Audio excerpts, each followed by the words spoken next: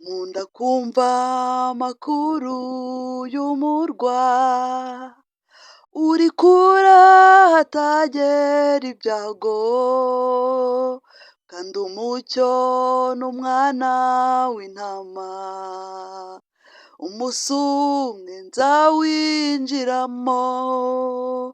Haleluya niko mvuza impundu, haleluya nzinjira mu murwa, haleluya ndi hafi kujyamo.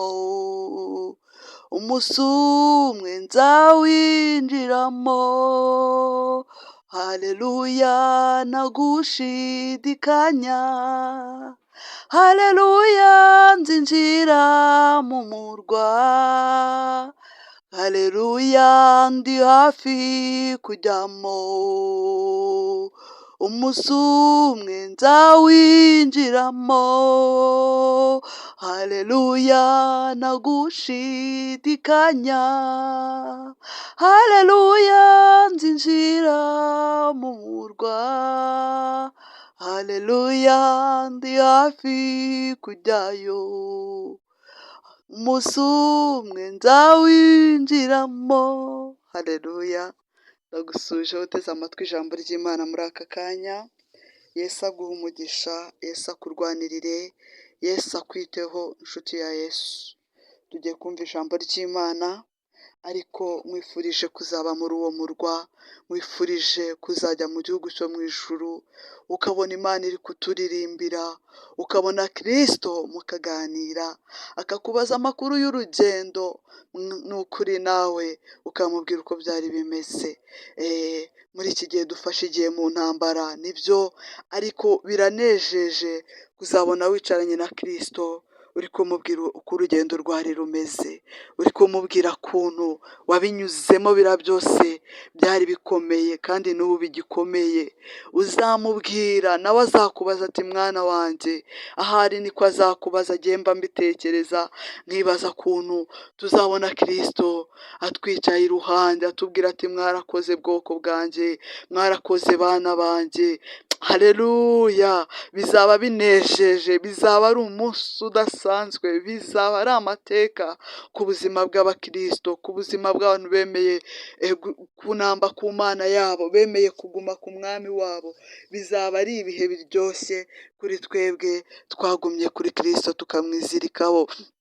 Sinzi nimba ujya utekereza ukuntu Imana izaba iri kumwe natwe, itubwira ngo mwarakoze bwoko bwanjye, haleluya, nawe ukayibwira ngo warakoze Kristo kuncungura, warakoze Mana ishobora byose kumpa Kristo ngo ambere igitambo, haleluya.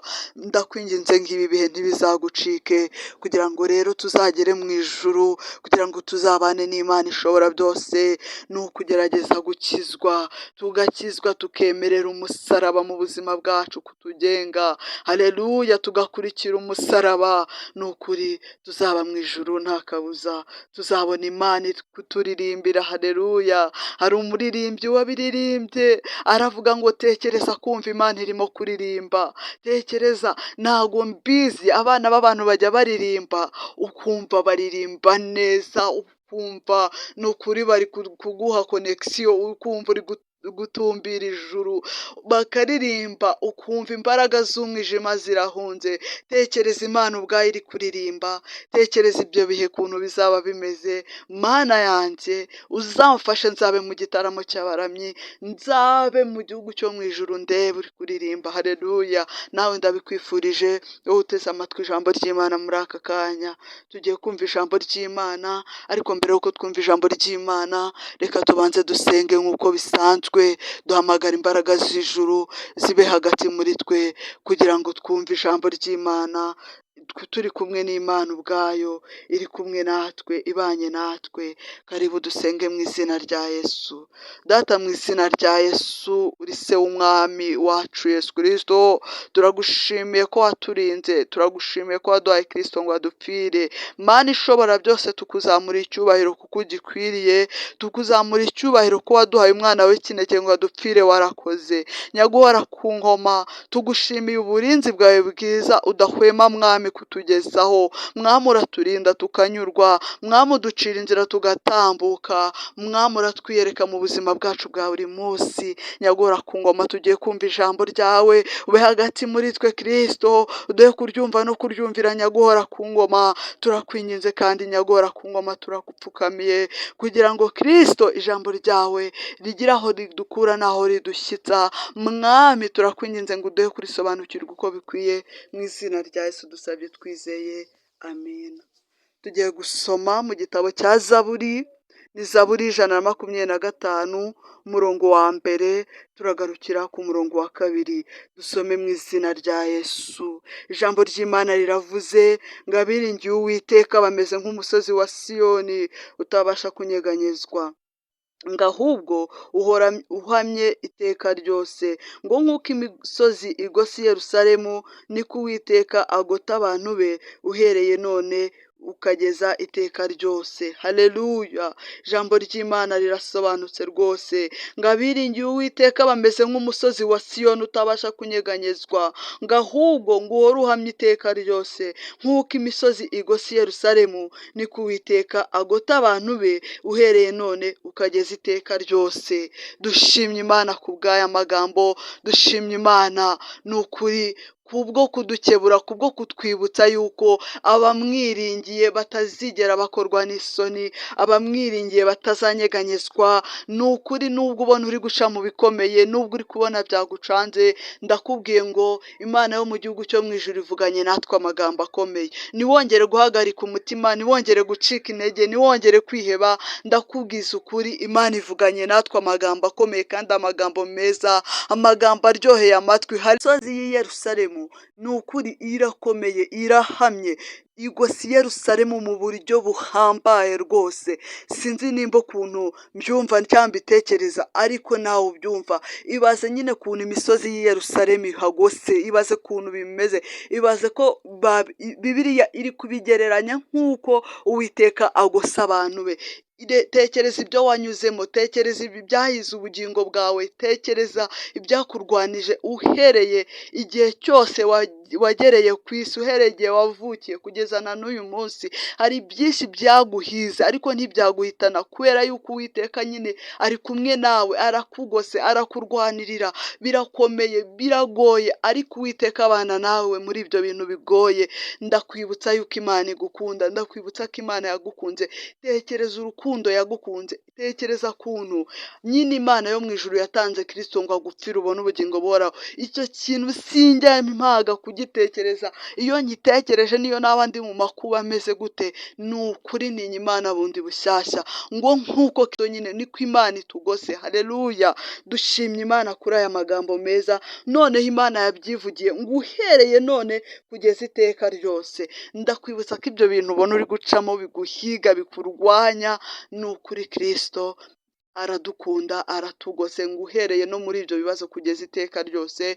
Ni ukuri Imana yo mu ijuru iragukunda, kandi Imana iragushyigikiye, Imana iri kumwe nawe. Ntuhangayike, ntuhagarike umutima, ntiwihebe, Imana iragukunda. Ni ukuri hari byinshi wanyuzemo n'ibyaguhitana, na n'ubu hari ibikikurwanya, ariko ni ukuri Imana iracyari kumwe nawe. Hari benshi bavuye muri ubu buzima, ni ukuri hari benshi bavuye mu bintu by'agakiza, ibintu byo gusenga, babica amazi, bijandika mu byaha, ariko wowe uracyarwanya. Nubwo rwose ugera mu byaha, ariko wibuka gusaba Imana imbabazi, kandi ugaharanira utasubira mu byaha. Imana ikabana nawe, Imana ikakubabarira. Ni ukuri Imana iri kumwe nawe mu byo uri kubona uri gucamo, mu bikugoye, mu bikurwanya. Ndakwibutsa yuko Imana iri kumwe nawe mu gahinda, mu mubabaro, Imana iri kumwe nawe. Ntuhagarike umutima, ntiwongere kugira ubwoba, ntiwongere gucika intege. Imana iragukunda, Imana ivuganye natwe amagambo akomeye, Imana ivuganye natwe. Ni ukuri ngo nk'uko imisozi igose i Yerusalemu, ngo niko Uwiteka agota abantu be, ngo uhereye none kugeza iteka ryose. Nubwo uri guca mu bibazo, nubwo ufite agahinda, nubwo ubona ari byinshi bigoye ubuzima bwawe, nubwo ubushomeri bukurembeje, nubwo kredi kumereye nabi, nubwo urwaje, nubwo urwaye, nubwo ubona uri kugira ibyago mu buzima bwawe bwa buri munsi, ariko nturi gupfa, Imana iri guhagararana nawe mu bikomeye. Ndakwinginze ngo ntuve ku Mana nta mpamvu, ntuve ku rugamba nta mpamvu. Iyo uzaba ukomeye uca mu bikomeye, niyo mpamvu ubona uri kunyura muri ibyo. Iyo uzaba ukomeye uca mu bikomeye mu buzima bwawe, ni ukuri Imana yo mu ijuru niyo mpamvu ikunyuza muri ibyo bikugose, muri ibyo bikurwanya, ni uko igufiteho impamvu, ni uko igufiteho imigambi myiza. Ni ukuri reka nkubwire, ntucike intege, ntiwihebe, kuko impamvu ibyo bintu binyuramo ntupfe, nuko Imana igufiteho imigambi myiza, nuko Imana ibizi neza ko uzica Goliyati uri imbere, nuko Imana ibizi neza ko izagukoresha iby'ubutwari, nuko Imana ibizi neza ko hari ibikomeye bigutegereje imbere, kandi aho ngaho niho uzahabwa amapeti yawe. Ibyo rero uri gucamo ukabona urinangiye, ukabona urababaye, ugatekereza ko Imana yagutaye. Ntago Imana yagutaye. Twarabibonye Dawidi ajya kwica Sawuli, Imana yamunyujije mu bikomeye, Imana imutoreza mu ishyamba, Imana imutoreza mu nyamaswa nyinshi z'inkazi, ariko Dawidi akazica. Imana imujyana kwica Goliyati kubera yuko yari yaramutoje, ibizi neza ko ari untwari mu ntambara, ibizi yuko ari umusirikare ku rugamba. Nawe rero ibyo uri kubona bikugose, ibyo uri kubona uri gucamo bikuruhije, ndagira ngo nkubwire ngo Imana ifite uko itoza, Imana itoza uko ibishaka. Hari abandi bana nzi neza twakuranye barerewe mu buzima bwo mu muhanda, ariko ubu ngubu ni abantu bakomeye kubera yuko Imana yarabakomeje, ibakomeza umutima. Na n'ubu ni abantu bavugira Imana ikanezerwa. Nanjye shimye Imana ko inzamuye muri ubu buryo, nanjye shimye Imana yuko iri kumpa imbaraga muri uru rugendo, nkabasha kubwira abantu imirimo n'ibitangaza muri iki gihe kigoye. Haleluya! Ndakwinginze ngo ibyo bintu ubona uri gucamo ntibiguce intege, ahubwo ukomere kigabo, kubera yuko uri ku rugamba, uri ku ikosi. Ni wowe uzabwira abantu imirimo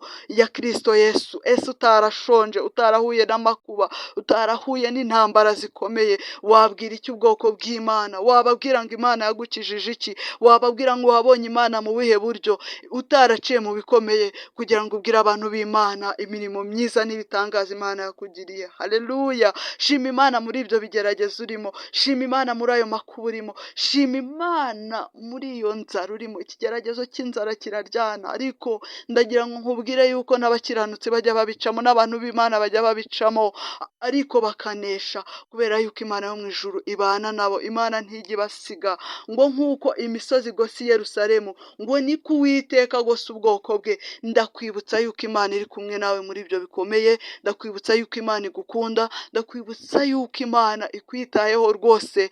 Ntuhangayike, ntucike intege, Imana iragukunda, kandi Imana igukoresha ibikomeye, igukoresha ibyo itakoresha abantu basanzwe. Impamvu ubona uca mu makuba, impamvu ubona uca mu bibazo, nuko Imana ikubona ko uri umunyembaraga ubasha kubyihanganira. Ndakwinginze ngo ntucike intege, ndakwinginze ngo wiringire Imana, ndakwinginze ngo wongere uyigirire icyizere, noneho uyibwire ngo Mana ndabyemeye, kubera yuko uri kuntegura, uri kuntegura kuba umusirikare ukomeye, uri kuntegura kuzajya ku rugamba nkomeye. Nta yindi Imana se kukugirira nabi byayimarira iki? Imana se kuguteza inzara byayimarira iki? Imana se kuyiteza uburwayi byayimarira iki? Nta na kimwe byayimarira, ahubwo nuko Imana ibona uri uw'umumaro mu gihe kizaza. Ukomere ushikame muri ibyo bibazo uri gucamo, ukomere ushikame muri izo ntambara uri gucamo, ahubwo icyo usabwa ni ukongera gusaba Imana imbaraga ku rugamba, kugira ngo Imana ikongerere imbaraga, kugira ngo usuzugure ibyo byose uri gucamo, kugira ngo ubisuzugure rwose, ahubwo uba umugabo uhamye, uba intwari mu ntambara, uba umudamu uhamye, uba umukobwa uhamye, ubasha kunesha ibibazo, ubasha kunesha ubukene, ubasha kunesha ubusambanyi, ubasha kunesha ibyo byose bikuruhije muri ubu buzima. Rero ndakwinginze kandi ndakwingingira Imana kugira ngo igushoboze mu bigeragezo byose waba urimo. Karibu rero dusenge, dusaba Imana imbaraga mu izina rya Yesu. Data, mu izina rya Yesu turakwinginze kugira ngo udushoboze, tubashe kunesha intambara, tubashe kunesha ibitugerageza. Turarushye Mwami nk'abana b'abantu, ariko Mwami tumenye neza yuko impamvu duca mu bikomeye ari uko dufiteho imigambi myiza, ari uko dufiteho umugambi mwiza nyaguhora ku ngoma.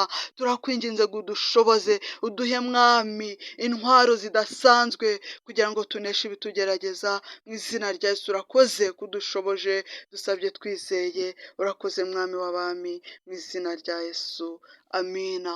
Ndagushimiye wowe wari uteze amatwi ijambo ry'Imana, ndakwibutsa gukora subscribe, like, share, uze no muri komenti duhugurane, ni ukuri Imana iraduha umugisha, nubikora ubikunze Yesu aragukorera ibitangaza, nubikora ubikunze Imana yo mu gihugu cyo mu ijuru iraguha umugisha.